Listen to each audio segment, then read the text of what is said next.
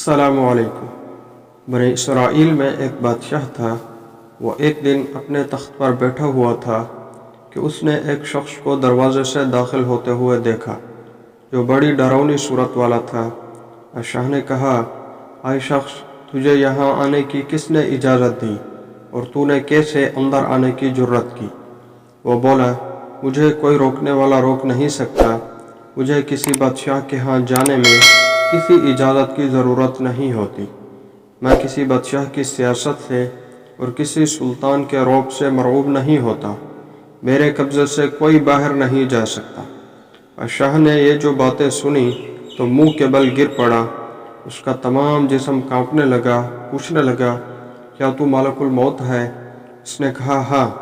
بادشاہ نے کہا، تجھے خدا کی قسم ہے، مجھے ایک دن کی مہلت دے دے تاکہ اپنے گناہوں سے توبہ کر لوں، پروردگار سے عذر خواہی کر لوں اور وہ مال جو میں نے اپنے خزانوں میں جمع کیے ہیں لوگوں کو واپس کر دوں تاکہ آخرت میں ان کا عذاب برداشت نہ کروں۔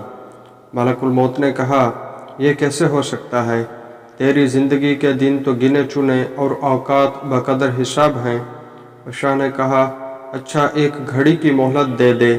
وہ کہنے لگا، گھڑیوں کا بھی حساب ہے، وہ گزر گئیں اور تو غافل ہی رہا۔